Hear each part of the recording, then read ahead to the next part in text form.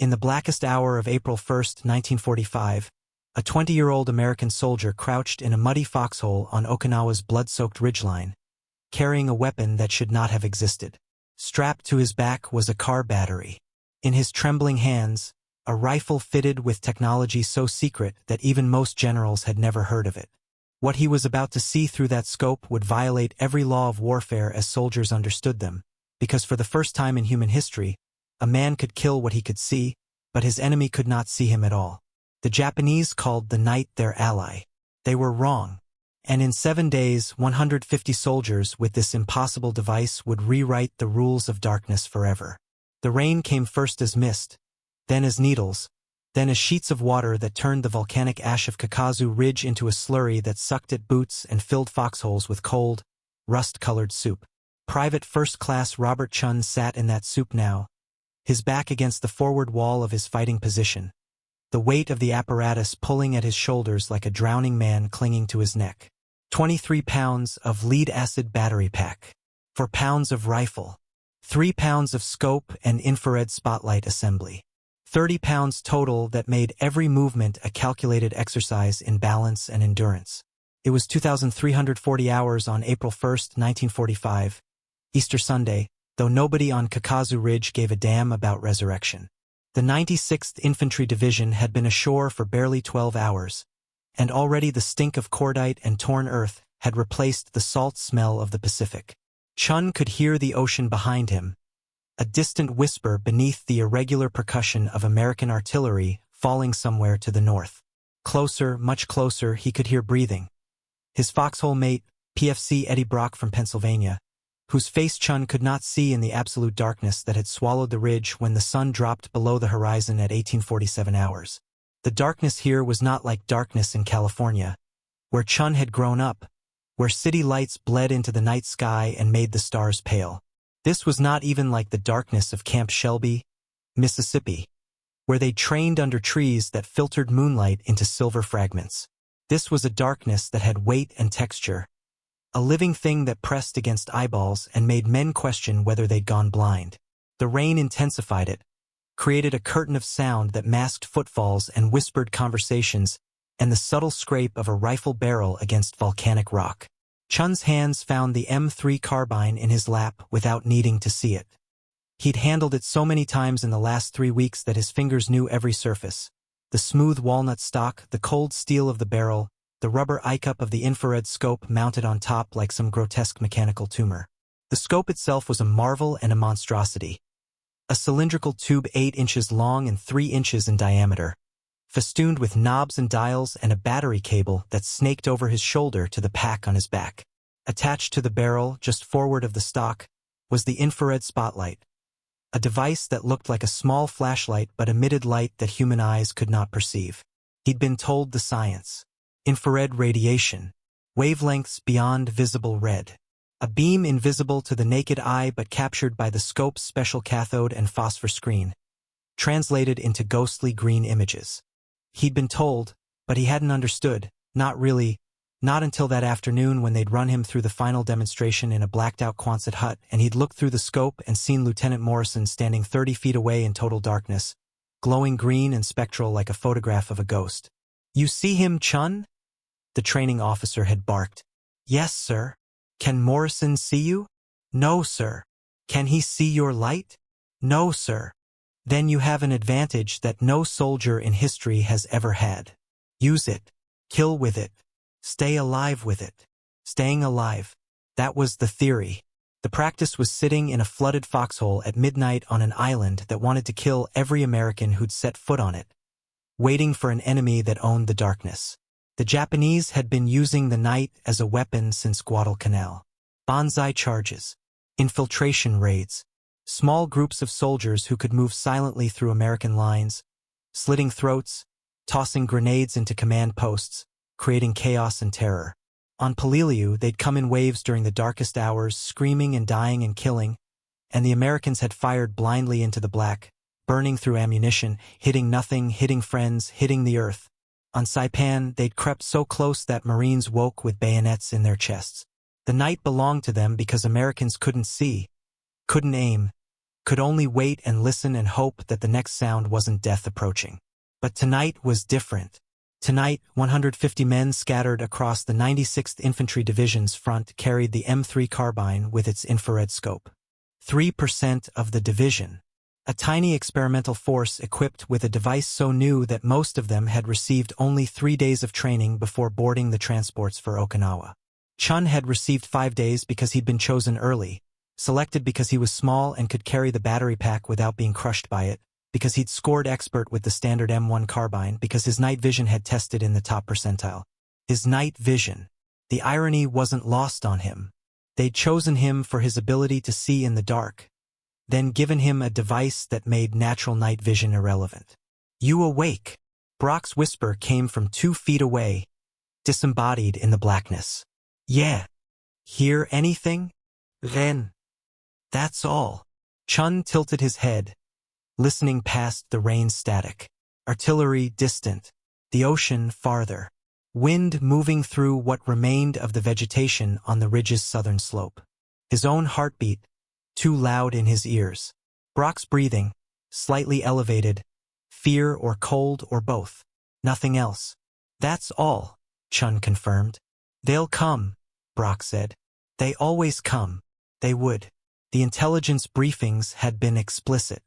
The Japanese 62nd Division was dug into the ridgelines and hills that formed Okinawa's southern defense line. Kakazu Ridge was the first significant obstacle, a coral and limestone escarpment that rose 60 feet above the surrounding terrain, pocked with caves and spider holes and fighting positions that gave the defenders clear fields of fire across the approaches. The American assault had stalled before it really began. Companies pinned down, tanks destroyed by hidden guns, casualties mounting with every attempt to push forward. As night fell, the Americans had pulled back slightly, consolidated their positions, and waited. And the Japanese, according to doctrine, according to history, according to every battle fought in the Pacific, would counterattack under cover of darkness. They would infiltrate. They would probe for weaknesses. They would come. Chun's hands moved to the battery pack strapped to his back, checking the connections by touch. The pack was a modified lead-acid battery, the kind used in automobiles, nested in a canvas harness with leather straps that dug into his shoulders even through his uniform jacket. The whole assembly had been painted olive drab and fitted with a quick-release buckle in case he needed to dump it fast, though dumping it meant dumping his ability to see, and that was the same as dumping his life. A thick rubber-coated cable ran from the pack's positive terminal, up over his right shoulder, and connected to a junction box taped to the rifle stock. Another cable fed the infrared spotlight. The negative terminal was grounded to the pack's metal frame, which pressed against his spine through the canvas. He'd been warned about the batteries. They were heavy. They leaked acid if punctured. They lasted 4 hours on a full charge, maybe less in cold or wet conditions. They were in short supply. Only enough had been manufactured to equip the experimental units, with no spare batteries available on Okinawa. When your battery died, you had a standard M1 carbine and darkness, same as everyone else. Chun had checked his battery at 2,200 hours, 2 hours ago. Fully charged. Voltage reading in the green. He'd check again at 0200 if nothing happened before then. The training officer had drilled it into them. Check your battery, check your connections, check your scope alignment. The device was experimental. Could fail. Probably would fail. When it did, you improvised. But right now it worked. He knew because he test-fired it once just after full darkness, aiming at a shattered tree stump 30 yards downslope. He'd flipped the switch that powered the infrared spotlight, pressed his eye to the scope's rubber cup, and the world had transformed. The darkness hadn't disappeared, it had been translated. Through the scope, everything glowed in shades of luminous green. The tree stump became a pale emerald ghost. The rocks scattered across the slope looked like jade sculptures suspended in black ink. The rain appeared as streaks of flickering light, thousands of them, falling through the infrared beam like tracer rounds fired upward into the sky. It was beautiful and unnatural and deeply disturbing, this vision that shouldn't exist. He'd centered the crosshairs on the tree stump and squeezed the trigger. The carbine had barked once. A flat crack that sounded too loud in the rain-muffled night, and the stump had shuddered. He'd worked the bolt, ejecting the spent casing, and chambered another round. Through the scope, he'd seen the impact point, a fresh white scar in the wood, right where he'd aimed. 60 yards in absolute darkness, and he'd hit center mass. The muzzle flash had been minimal, a brief orange flicker invisible beyond 20 yards. The Japanese wouldn't see it. They wouldn't see the infrared spotlight. They wouldn't know they were illuminated until the bullets arrived. "I still don't believe that thing works," Brock said. He'd watched the test shot, seen Chun hit the target, but he hadn't looked through the scope. Only Chun could see what the scope revealed. Brock had to take it on faith that his foxhole mate wasn't insane, that the device wasn't some elaborate hoax, that Chun could actually see in the dark. "It works," Chun said. "If you say so." "Ido." A pause. Then, "What's it look like when you look through it?" Chun considered. How to describe color to someone who couldn't see it. How to explain the unnatural luminescence, the way objects glowed with light they weren't producing. "Like looking at the world through green glass underwater," he said finally. "Everything's there, but it doesn't look real. Looks like a photograph of a dream. That's supposed to make sense?" "No." Brock laughed, a short huff of air. "You're a strange guy, Chun." "Yeah. Strange. Maybe. But strangeness kept you alive when normal got you killed." Chun had learned that early. His parents had been born in Korea, immigrated to California before he was born, and raised him in a neighborhood where being different meant being careful. Then Pearl Harbor happened and different became dangerous. The camps had taken the Japanese families, his neighbors, his classmates, and there'd been talk of taking the Koreans too until someone in Washington decided that Korea was occupied by Japan, which made Koreans sort of allies, sort of acceptable. His parents had pinned Korean flag buttons to their coats and put signs in their shop windows. "Korea, not Japan." Chun had enlisted in 1943, partly from patriotism, partly to prove something to people who couldn't tell one Asian face from another. And now he was sitting in the mud on Okinawa, carrying a weapon from the future, waiting to kill Japanese soldiers who might look like his neighbors' sons. War made everyone strange.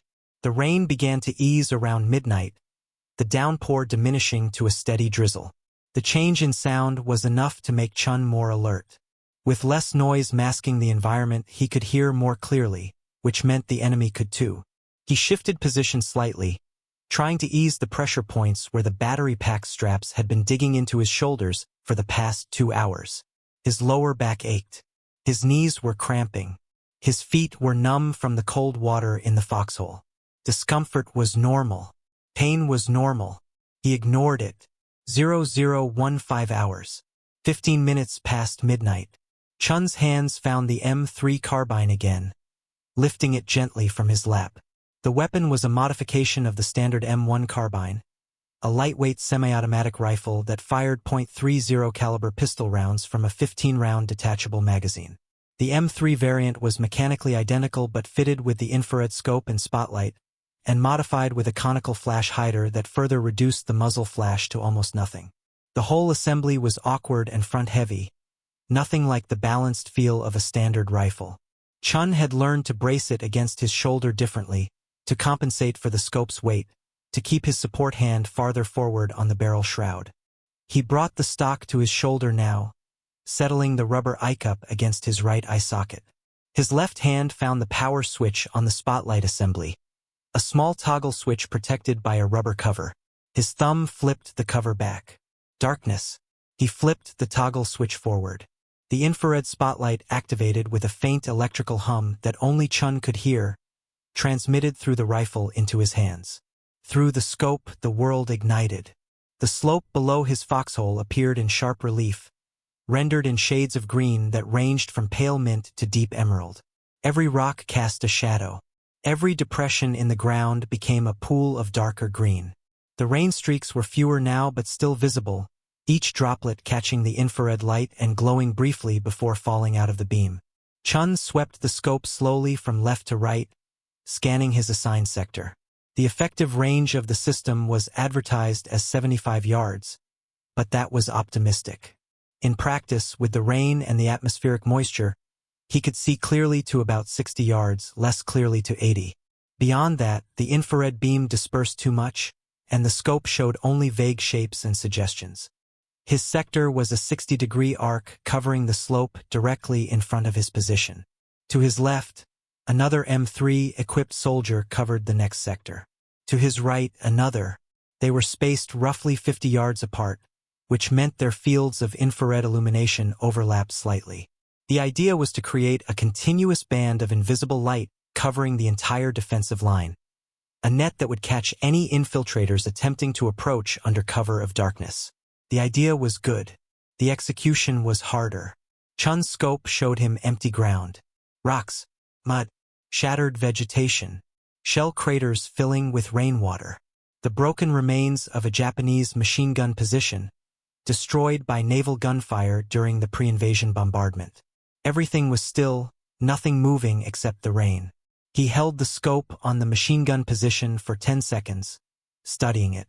The position consisted of a low stone wall with a firing aperture, partially collapsed. In daylight, it would be obvious that the position was abandoned. In the scope's green glow, it looked exactly like the kind of place where an enemy soldier might hide, waiting for the right moment to move. Nothing there. He was sure. 90% sure. He moved on, sweeping right, scanning a cluster of boulders 20 yards downslope. The boulders formed a natural corridor, a route that would allow someone to approach while staying in cover. Prime infiltration terrain. The scope showed him the boulder's surfaces in exquisite detail. Every crack, every patch of lichen, every shadow. No movement. No heat signature. Heat signature. That was wrong. The infrared scope didn't detect heat. It detected reflected infrared light. Chun knew that intellectually, but his brain kept trying to interpret what he saw as thermal imaging, kept expecting warm bodies to glow brighter than cold rocks. They didn't. Everything illuminated by the spotlight glowed equally. A man and a rock reflected infrared light identically. The only way to spot an infiltrator was by shape, by movement, by the distinctive silhouette of a human form against the terrain. Chun completed his sweep, returned the scope to center, and flipped the power switch off. The green world vanished instantly, replaced by absolute blackness. He blinked, waiting for his natural night vision to reassert itself, but it didn't. Looking through the scope had destroyed his dark adaptation. His pupils, contracted by the bright green images, needed time to dilate again. 5 minutes, maybe 10, before he could see anything without the scope. This was a problem they'd discovered during training. The scope made you dependent. Once you used it, you were blind without it. The solution was to use it in short bursts: scan, assess, power off, wait, scan again. Never stay on the scope continuously. Never drain the battery. Never blind yourself. But the temptation was enormous. When you could see and others couldn't, turning off that vision felt like closing your eyes in a firefight. See anything? Brock whispered. Nothing yet. They'll come. I know. Time became elastic, stretching and compressing randomly. Minutes felt like hours. Hours felt like seconds. Chun's world contracted to the small universe of his foxhole. The smell of wet earth and gun oil, the sound of Brock's breathing and his own heartbeat, the weight of the rifle in his hands, the pressure of the battery pack against his spine, the cold water around his ankles. He activated the scope every 3 to 4 minutes, scanned his sector for 30 seconds, powered off, waited. Each scan showed him the same empty terrain, the same rocks and craters and shadows, nothing moving, nothing human. 0045 hours. 0103 hours. 0127 hours. The rain stopped at 0142 hours. Chun noticed because the white noise it had been generating suddenly ceased, and in the silence that followed, every other sound became sharp and clear. American voices somewhere behind him, too distant to understand the words. The ocean, closer now without the rain to mask it. Artillery still falling somewhere to the north. A dull, repetitive crump that vibrated through the ground. His own breathing too loud. And something else. Chun froze, listening. There it was again. A sound that didn't belong. A scraping, maybe, or a soft footfall on wet stone. Or imagination conjuring threat from nothing. He couldn't tell. The sound didn't repeat. He brought the scope up slowly, pressed his eye to the rubber cup, flipped the power switch. Green world. Empty ground. He held the scope steady, scanning left to right with agonizing slowness. The technique was to move the rifle in small increments, letting his eye register each section of terrain before moving on. Quick movements made it easy to miss things. Slow, methodical scanning caught everything. Boulders. Machine gun position. Shell crater. Rocks. Nothing. He was about to power off when he saw it. Movement. Barely perceptible. A shape that hadn't been there before, or had been there but hadn't registered as significant. Located at the far right edge of his sector, approximately 65 yards downslope, partially concealed behind a low ridge of volcanic rock. Chun's breath caught. His finger moved to the trigger, then stopped. He needed to be sure. Needed to confirm what he was seeing. The shape was vague through the scope, a darker mass against dark terrain, its outline obscured by the ridge. Could be anything. A piece of equipment. A dead body from the day's fighting. A shadow his brain was misinterpreting as solid. The shape moved again.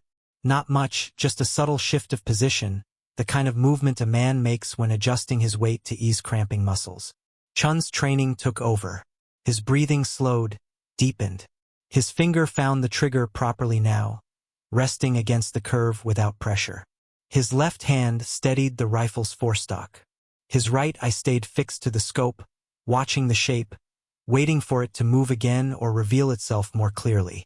The shape rose slowly from behind the ridge. In the scope's green glow, it resolved into a human figure, head, shoulders, torso. The figure was crouched, moving with careful deliberation. Chun could see the silhouette of a rifle or long object held across the figure's body. The figure took a step forward, emerged fully from behind the ridge, became unmistakably human, unmistakably armed, unmistakably enemy. 65 yards. Well within the M3's effective range.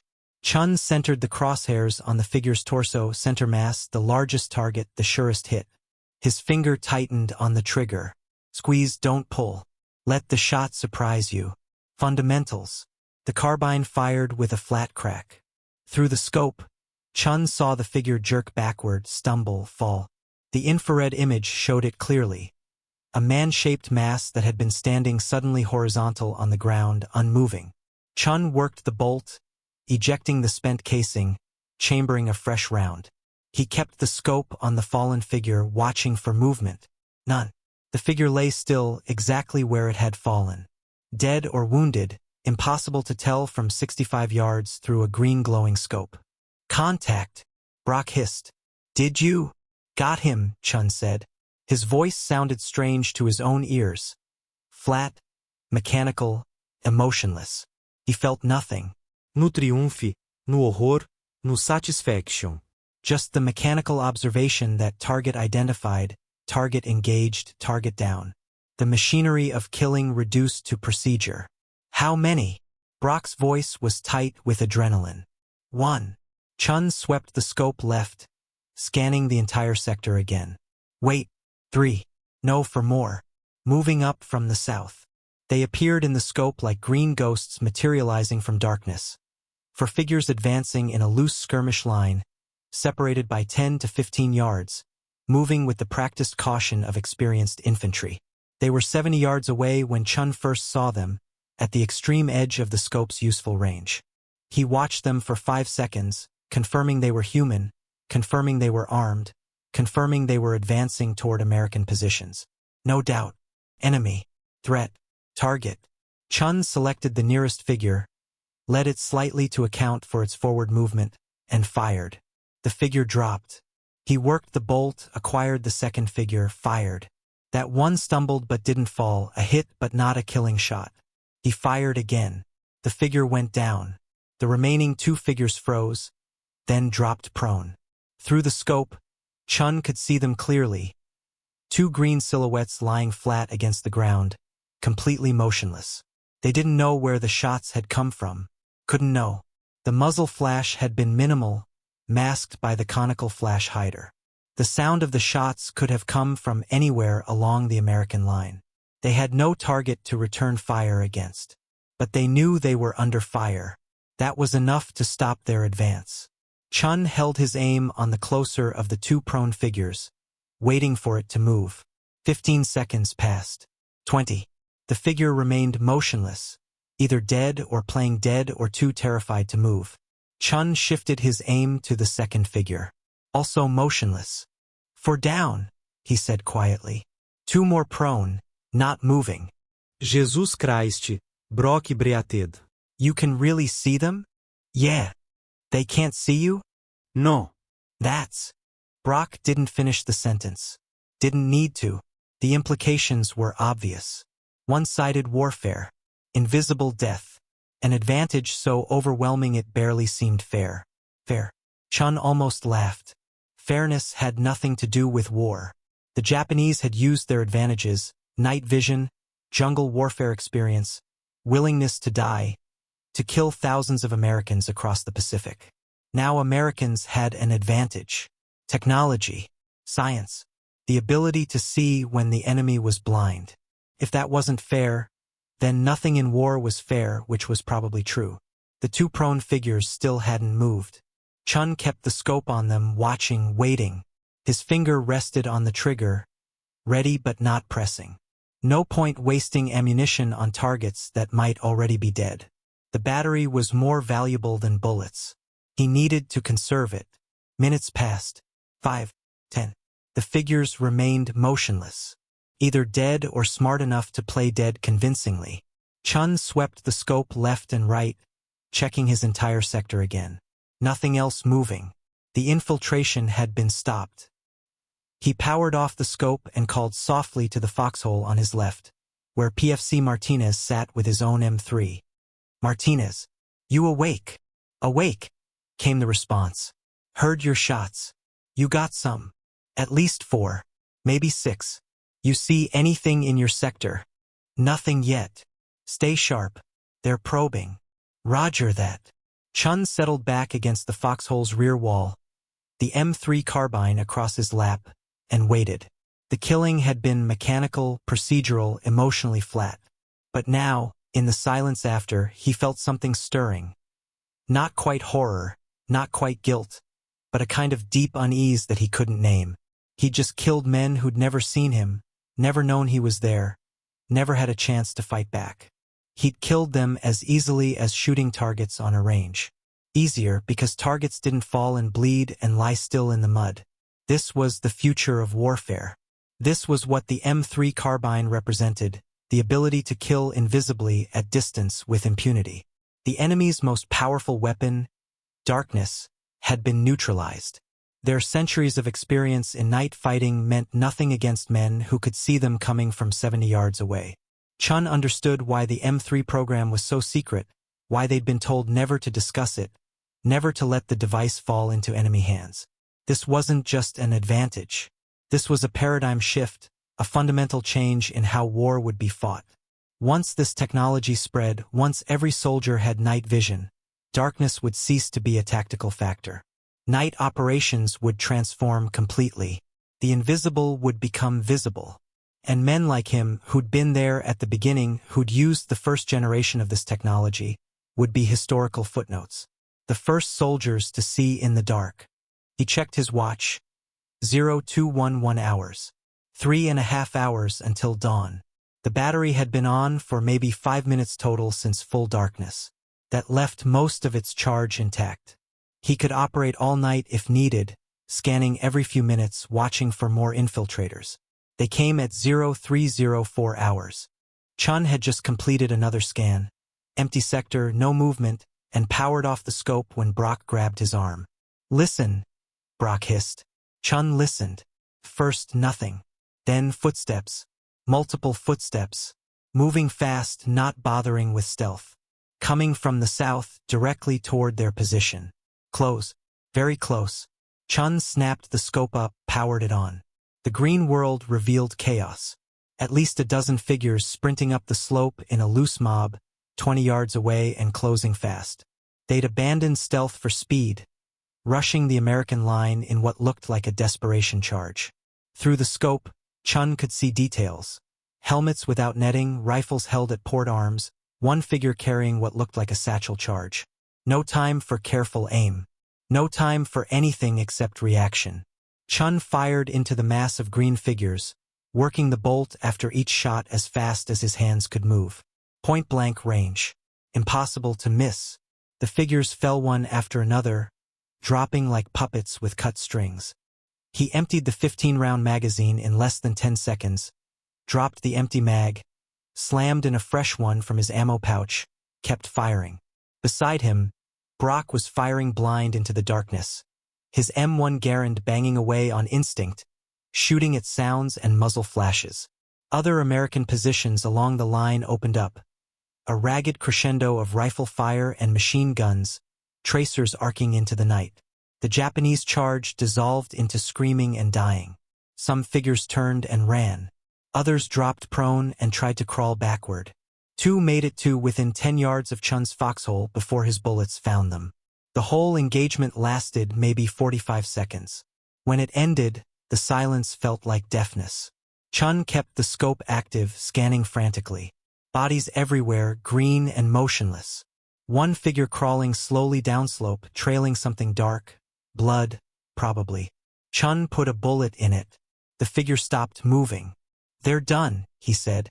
His voice shook slightly. Adrenaline. Fear. The realization of how close they'd come. 20 yards. If he hadn't had the scope, if he hadn't seen them coming, they would have been on top of the foxhole before anyone knew they were there. "Jesus," Brock said. He was breathing hard, almost panting. Jesus Christ. How many? 12. Maybe 15. Hard to tell. Chun scanned again, counting bodies. 14 visible. Might be more in the craters. All along the American line, voices were calling out, situation reports, casualty checks, ammunition status. Somewhere to the left, someone was screaming, a high keening wail that cut through the night. Wounded. Chun tried to shut it out, focus on his sector. The Japanese might try again. Probably would try again. This was their doctrine. Attack, withdraw, attack again, wear down the Americans through attrition and terror. But they were attacking blind. And the Americans, some of them at least, could see. The night settled back into tense waiting. Chun kept the scope active longer now, scanning continuously, watching for any sign of follow-up attacks. His sector showed nothing but corpses. The slope looked like a nightmare rendered in green. Bodies sprawled at unnatural angles, weapons scattered, the torn earth littered with equipment and shell casings, and things he didn't want to identify. At 0445 hours, Martinez called over from the left. "Chun, I got movement.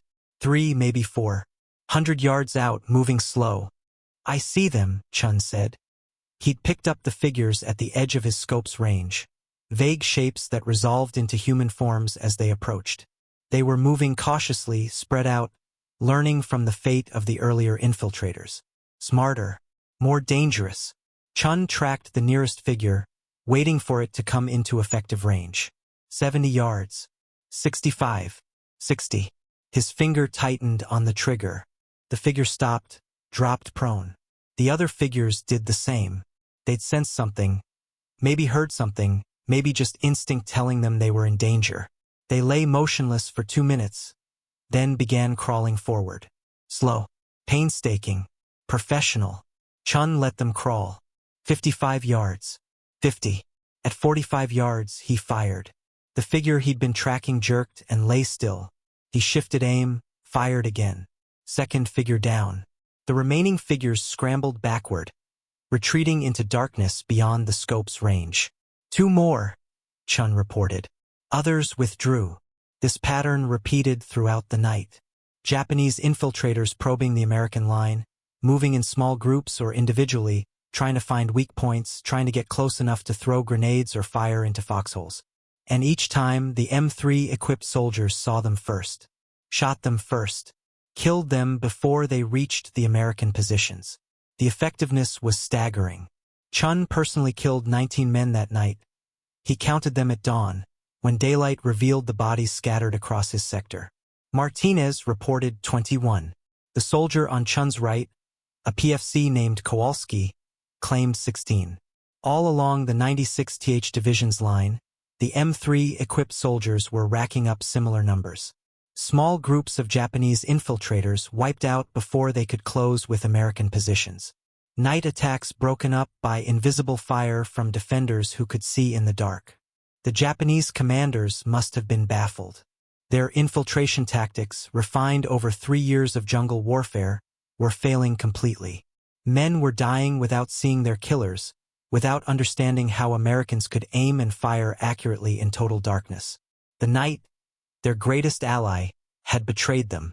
By the third night, April 3rd, the pattern was clear. Japanese night activity along the entire Kakazu Ridge sector had dropped dramatically. Instead of aggressive infiltration and banzai charges, the enemy was pulling back into defensive positions, into caves and bunkers where night vision offered no advantage. The 96th Division's intelligence officers noted the change with satisfaction. The enemy was adapting, but in doing so, they were surrendering their most effective tactical weapon. By the 7th night, April 7th, Japanese night infiltrations had effectively ceased along sectors defended by M3 equipped units. The statistics were stark. In just 7 days, the 150 soldiers with infrared night vision, representing approximately 3% of the division's rifle strength, had caused 31% of all nighttime Japanese casualties from rifles and carbines. They'd killed an estimated 400 to 500 enemy soldiers, broken the back of Japanese night operations, and forced a fundamental change in enemy tactics. The psychological impact was as significant as the tactical effect. American soldiers in M3 equipped units slept better, fought better, showed lower rates of combat fatigue. The terror of night, the helpless waiting in darkness for an enemy you couldn't see, had been lifted. Men knew that someone could see, someone was watching, someone would shoot the infiltrators before they reached the foxholes. It transformed morale. For Chun, the nights became routine. Scan, watch, shoot, scan again. The killing became mechanical, divorced from emotion. He learned to eat while wearing the battery pack, sleep in shifts while his foxhole mate kept watch, change batteries with practiced efficiency. The device became an extension of his body, as natural as carrying a rifle. The green world through the scope became normal. Regular darkness became alien, a blindness he could no longer tolerate. He stopped counting bodies after the 5th night. The number didn't matter. What mattered was that each body represented an infiltrator who hadn't reached American lines, hadn't killed sleeping soldiers, hadn't thrown grenades into command posts. The mathematics were simple. Japanese dead meant Americans alive.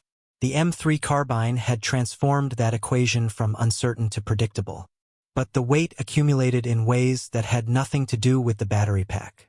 Chun began having dreams, not nightmares exactly, but strange visions where he moved through green-lit landscapes populated by glowing figures that dissolved into smoke when he approached.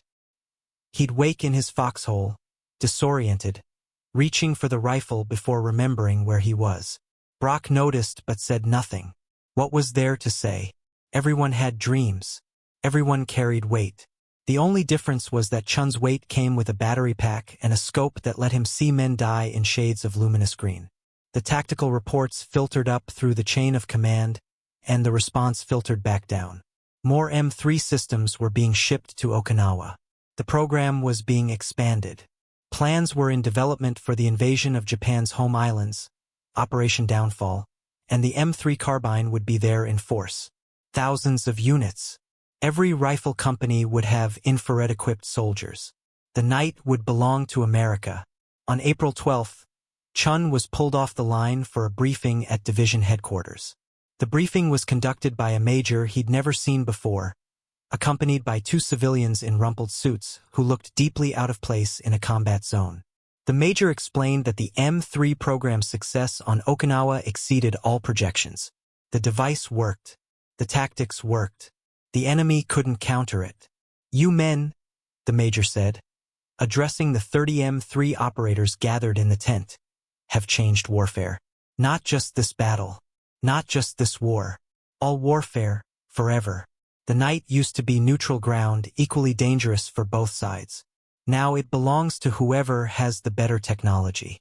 And that's us." One of the civilians, a thin man with wire-rimmed glasses and a nervous manner, spoke up. "The applications extend far beyond military use. law enforcement, search and rescue, industrial inspection, border security. You're testing technology that will reshape society. Chun listened and said nothing. He didn't care about reshaping society. He cared about making it through tomorrow night and the night after that and all the nights until the war ended or he died, whichever came first. The briefing concluded with a warning. The M3 system was still classified. They were to discuss it with no one outside the program. If captured, they were to destroy the device immediately. The enemy could not be allowed to obtain the technology or understand its principles. The advantage depended on secrecy. Chun returned to his unit on April 13th. The fighting on Okinawa had intensified. The Japanese had withdrawn into elaborate underground defenses, tunnels, caves, bunkers connected by passages that let them appear and disappear like ghosts. American casualties mounted as infantry pushed into this subterranean fortress. But at night, the Japanese stayed underground. They'd learned. The darkness offered no sanctuary anymore. By late April, Chun had been on Okinawa for 4 weeks. He'd fired more than 800 rounds through the M3 Carbine. He'd gone through 7 battery packs, wearing each one down to exhaustion before swapping it for a fresh one. He'd lost 15 pounds from the combination of poor rations and the constant physical strain of carrying 30 pounds of extra equipment. His shoulders had permanent grooves where the battery pack straps dug in. His right eye had developed a twitch from hours spent pressed against the scope's eye cup. He'd also stopped sleeping more than 2 hours at a stretch. Even during the day, even when Brock or someone else was on watch, Chun couldn't fully relax. His body had adapted to constant vigilance, constant readiness. Sleep became something that happened in brief bursts, never deep enough to feel rested, always interrupted by the need to check his sector, scan the terrain, confirm that nothing was approaching. On May 8th, word came through that Germany had surrendered. The war in Europe was over. In the foxholes on Okinawa, the news was met with muted acknowledgement. Good for Europe. They were still here, still fighting, still dying on an island that most Americans couldn't find on a map.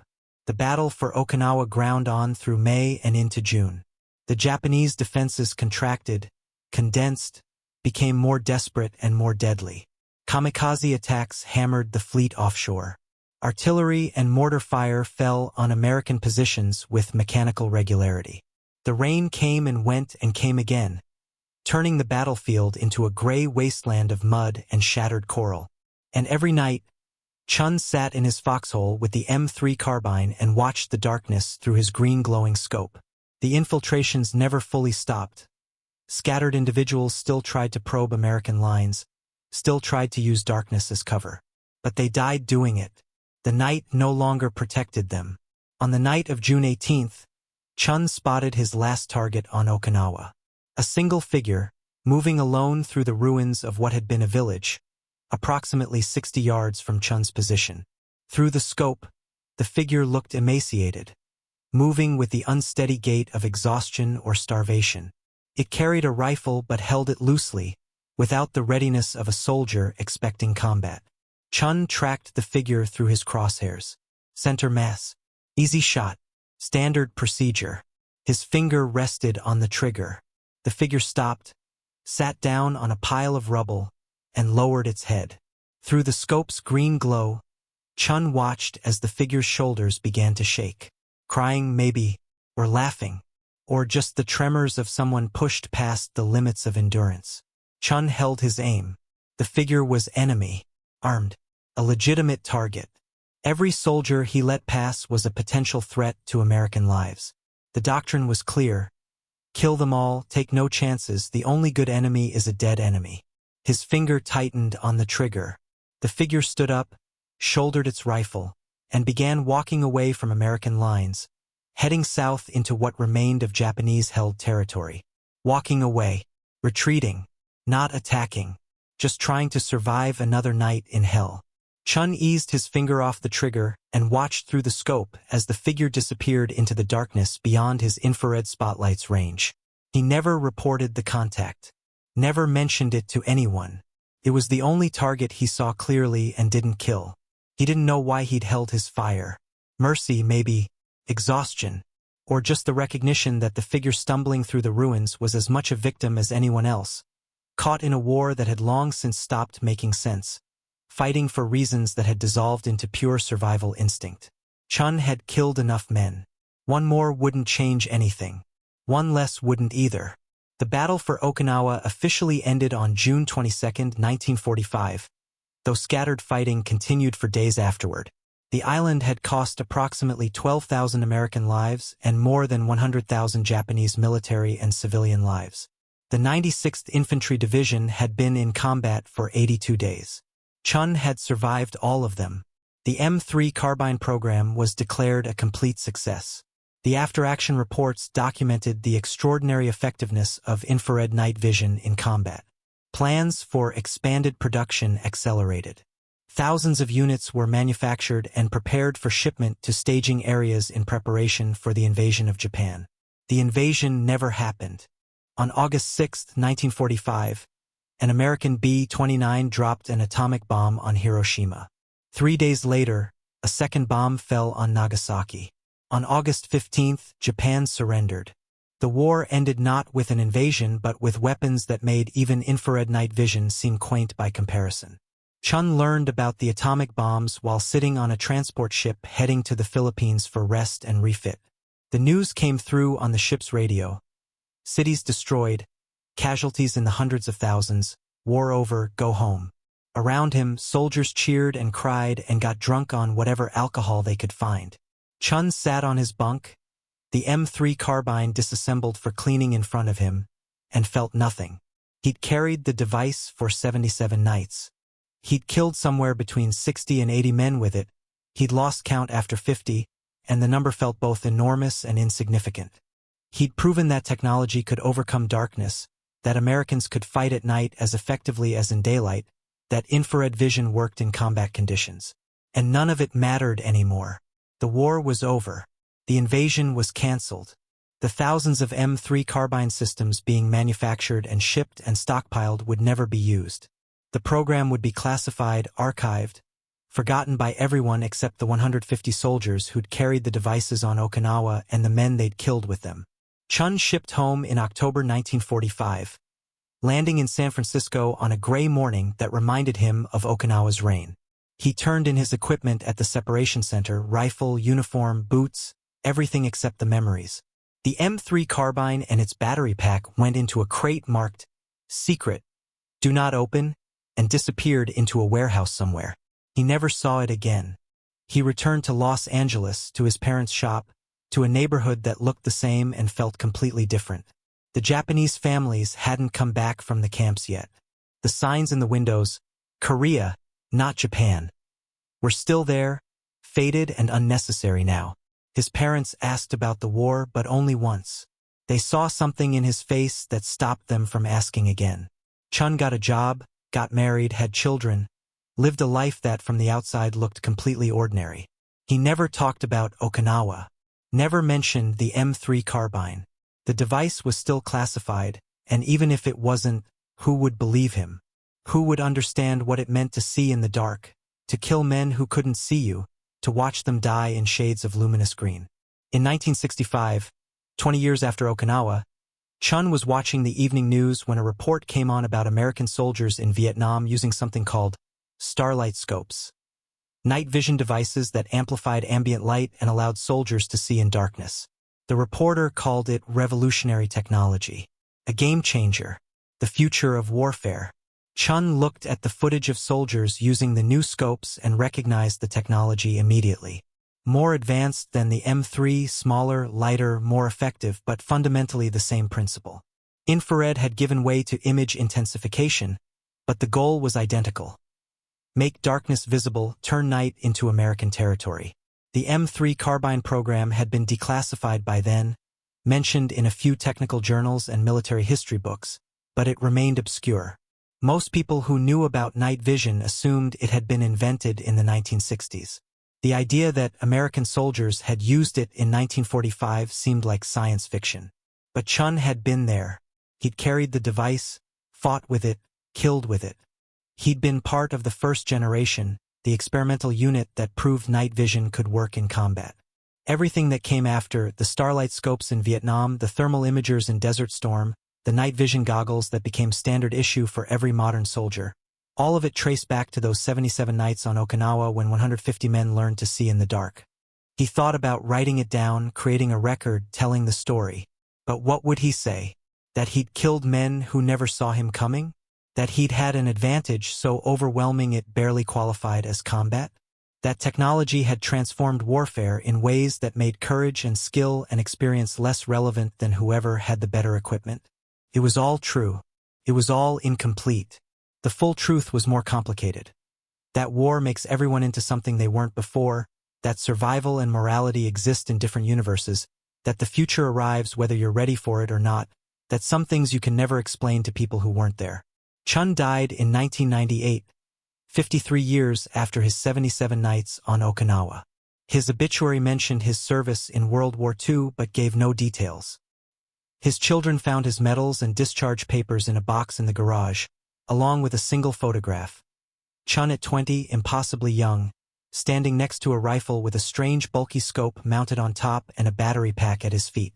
They didn't know what the device was, didn't understand its significance. It looked like something from a science fiction movie, not something their father had carried through a real war.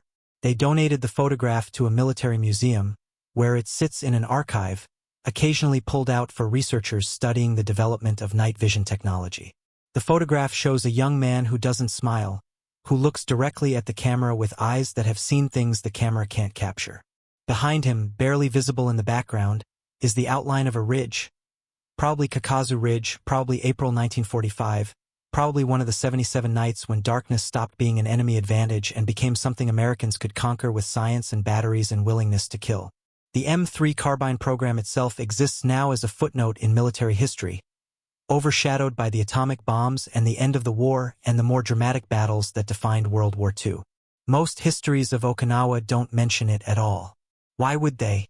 It was a small program used by a tiny fraction of the forces, classified for decades, and ultimately unnecessary because the war ended before night vision could be deployed at scale. But for the men who carried those devices, for the Japanese soldiers who died without understanding how Americans could see them in total darkness, for the countless soldiers in subsequent wars who used night vision as standard equipment, for all of them, those 77 nights on Okinawa represented a turning point. The moment when humanity's oldest tactical element, darkness, ceased to be neutral ground. The moment when night became something you could illuminate, understand, conquer, and control. Technology doesn't just change how wars are fought. It changes what war means. The M3 Carbine made killing easier, more efficient, more one-sided. It saved American lives by making it nearly impossible for Japanese infiltrators to survive their night attacks. It was effective, successful, and morally ambiguous in the way that all weapons are morally ambiguous. A tool that accomplished its purpose while raising questions about whether that purpose justified the means. Robert Chun understood this, though he never articulated it clearly, even to himself. He'd been given power over darkness and had used it to kill men. That power had saved lives. Probably his own, probably Brock's, probably hundreds of other Americans who slept safely while M3 equipped soldiers watched the night through green glowing scopes. But power doesn't absolve responsibility. Compounds it. The night vision technology that began on Okinawa is now ubiquitous. Soldiers, police officers, security guards, hunters, and hikers all use devices that trace their lineage back to those experimental M3 carbines. The technology has become so commonplace that it's easy to forget how revolutionary it once was, how transformative it felt to see in absolute darkness for the first time, how overwhelming the advantage must have seemed to men who'd spent years fighting an enemy that owned the night. We live now in a world where darkness barely exists anymore. Cities glow from orbit. Surveillance cameras see in infrared. Satellites monitor continents in wavelengths invisible to human eyes. The victory over darkness that began on Kakazu Ridge has become complete, total, irreversible. But standing in that foxhole on April 1, 1945, with rain soaking his uniform and 30 pounds of experimental equipment strapped to his body, Robert Chun couldn't have known any of this. He only knew that he could see when others couldn't, that this seeing gave him power over life and death, and that he would use that power until the war ended or he died, whichever came first. He saw. He shot. He survived. And in doing so, he helped write the first chapter of a story that's still being written today, the story of how humanity learned to conquer darkness, and what we became in the process. If this forgotten chapter of World War II surprised you, if the idea of American soldiers using infrared night vision in 1945 seemed impossible, you're not alone. This technology has been hiding in plain sight for decades, overshadowed by more famous innovations and buried in classified archives. What surprised you the most about this story? Was it the technology itself, the effectiveness of such a small unit, or the fact that we rarely hear about this remarkable chapter of the Pacific War? Share your thoughts in the comments below. If you enjoyed this deep dive into a forgotten piece of history, please subscribe for more untold stories from World War II and beyond. Hit the like button if this narrative pulled you in, and share it with anyone who loves military history. There are countless stories like this one. Incredible moments of innovation, courage, and transformation that deserve to be remembered. Thank you for watching, and I'll see you in the next one.